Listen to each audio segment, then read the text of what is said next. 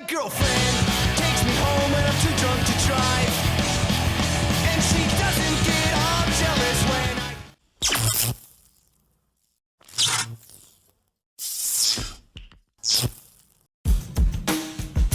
Sebagai seorang basis, vokalis, dan penulis lagu Blink-182, nama Mark Hoppus juga sudah tidak asing lagi.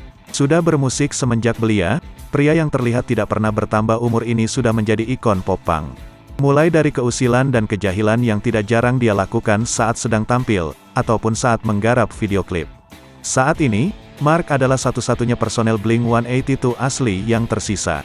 Penyandang nama asli Mark Alan Hoppus ini terlahir di Ridgecrest, California, pada tanggal 15 Maret tahun 1972. Masa kecilnya datar-datar saja, tapi hal itu berubah ketika kedua orang tuanya bercerai saat usianya masih 8 tahun.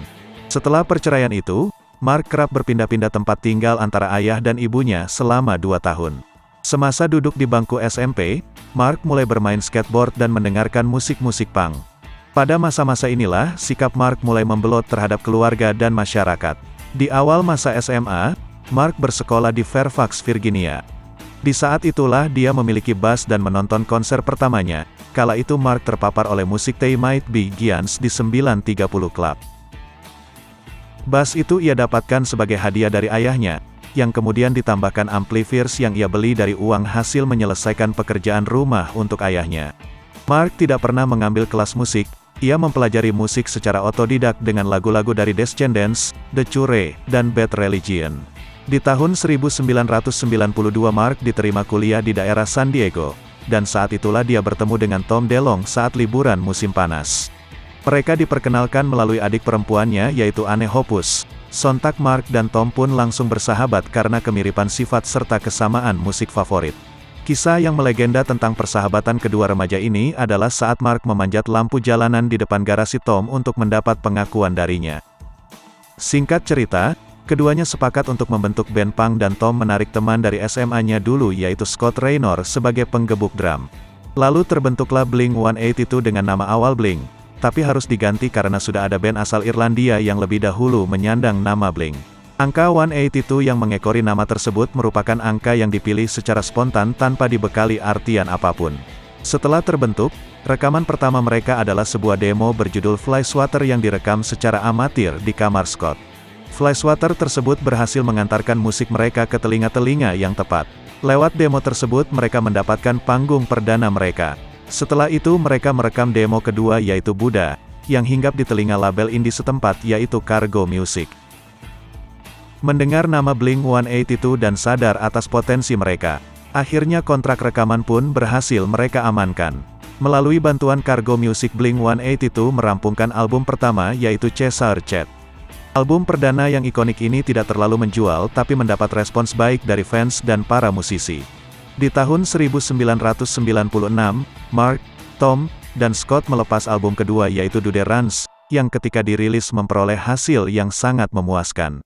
Hits seperti Damn It yang ditulis oleh Mark diputar terus-menerus di radio.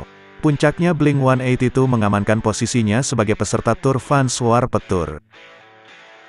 Naasnya pada pertengahan tur di tahun 1998, Mark dan Tom harus memecat Scott akibat kecanduan alkohol sekaligus menolak rehabilitasi. Lalu drummer Aquabats yang saat itu ikut Vans Warped Tour yaitu Travis Barker setuju menggantikan posisinya. Tur berjalan dengan baik meski Travis baru saja masuk. Hal ini mendorong mereka untuk menggaetnya secara permanen. Usai tur tersebut mereka langsung menggarap album Enema of State.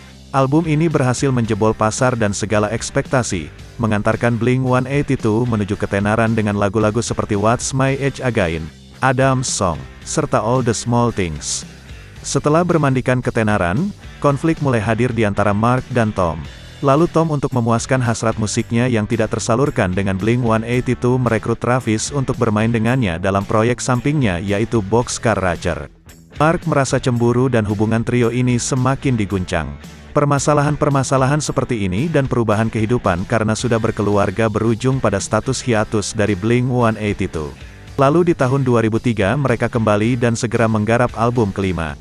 Materi yang disajikan sudah berubah meski tetap direspon positif oleh penggemar dan media massa dan musik mereka terdengar lebih dewasa. Usai tur dan jadwal yang berat serta konflik di antara Mark dan Tom, mereka kembali menyatakan vakum, dan kali ini tersedia waktu istirahat yang cukup panjang. Selama hiatus, Mark dan Travis tetap menggarap materi baru bersama-sama. Lalu mereka membentuk grup musik punk yang lebih kental pengaruh elektroniknya yaitu Plus 44, meski penjualan tidak begitu baik dibandingkan dengan saat bersama Blink-182. Singkat cerita, trio Blink-182 baru kembali lagi untuk merekam satu album pada 2011 dan satu EP di tahun 2012. Namun berselang 3 tahun kemudian, Tom resmi keluar dan digantikan oleh Matt Skiba dari Alkaline Trio. Panjang karirnya Mark tidak hanya bermain dengan musik, dia berbagi perusahaan dengan Tom yang mengepalai Atticus dan Macbeth. Selain itu dia juga sempat memiliki acara podcastnya sendiri, yang diberi nama Hi My Name is Mark pada tahun 2005, dan kembali aktif mulai tahun 2012 hingga sekarang. Tahun 2010 Mark juga sempat menjadi pembawa acara di serial TV milik Vius yang berjudul Hopus on Music.